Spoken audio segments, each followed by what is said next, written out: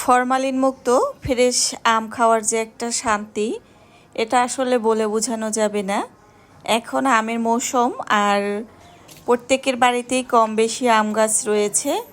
সবাই কম বেশি আম খাচ্ছেন, আর সেটা যদি হয় ফরমালিন মুক্ত তাহলে তো কোনো কথাই নেই।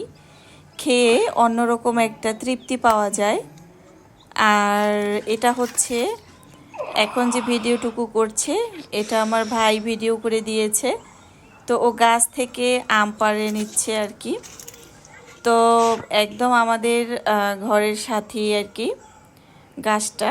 তো বেশি একটা বড় না, এমন আম হয়েছে যেন মাটিতে দাঁড়িয়েই পাওয়া যায়। তো উপরে ছাদে এসে ও আমগুলো পেড়ে নিচ্ছিল। আর এভাবে গাছ পাকা আম সত্যি খেতে ভীষণ মজার হয়। আর চোখে দেখে যে কতটা শান্তি লাগছে, এটা আসলে বলে বোঝানো যাবে না। এটা আসলে আপনাকে ওখানে দাঁড়িয়ে দেখতে হবে, অনুভব করতে হবে, তাহলে আপনি বুঝতে পারবেন যে এটার ভিতরে কতটা শান্তি রয়েছে। তো আমার ভাই আমাকে দেখানোর জন্যই ভিডিও করে রেখেছিল, তো সেটুকু আমাকে শেয়ার করেছে। তো কাল আমার বাসায় এসেছে, আসার সময় এই 4টা আম নিয়ে আসছে। তো আমগুলো অতিরিক্ত পেকে গেলে কিন্তু খেতে বেশ একটা ভালো লাগে না। তো এখান থেকে একটা আম সকালবেলা আমি জিসানের বাবাকে খেতে দিয়েছি। তো আমের যে আটি, এটা কিন্তু খুবই পাতলা, আর এপাশে ওপাশে দুই পাশে আম। তো যাই হোক, সেই আম কিন্তু আবার বিকেলবেলাও বাকিটা খেয়েছি, কাঁচাটা বাদে। তো সেটা আর শেয়ার করলাম না, কারণ ওই সময় ভিডিও করার মুডে ছিলাম না। আসলে প্রতিনিয়ত তো অনেক কিছুই করি, সব কিছু তো আর আপনাদের সাথে শেয়ার করা হয় না।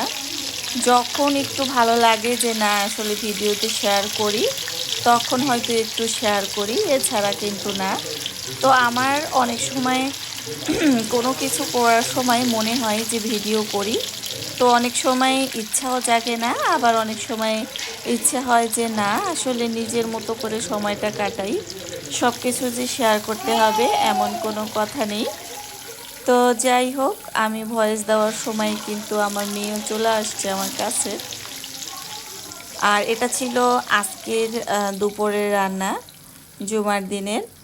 তো ইলিশ মাছ ভাজি করে নিচ্ছিলাম। আর এটা শুধু ভাজিই হবে না, এটা আসলে দুভাজা, যেটাকে বলে পেঁয়াজ দিয়ে। এভাবে খেতে আমাদের কাছে ভীষণ ভালো লাগে, আর বেশিরভাগ সময় মাছটা আমরা এভাবেই খাই। এরপরে আমি পাশে কড়াইতে মাছের মাথা দিয়ে সাথে আরও এক পিস মাছ দিয়ে কিন্তু লাউ দিয়ে রান্না করব, যেহেতু এখন প্রচণ্ড গরম, তো এই কারণে। তো আমাদের এদিকে হালকা বৃষ্টি হয়েছে, তবে এখন মেঘ আছে, সেই সাথে সামান্য পরিমাণে বাতাসও রয়েছে। লাউয়ের ভিতরে এভাবে এক পিস মাছ দিয়েছি আমার মেয়ের জন্য, ওকে ভাজা মাছ খাওয়াবো না। তো এভাবে কিন্তু অনেক বেশি মজা করে খায়, আর এটা খেতে অন্যরকম স্বাদ রয়েছে।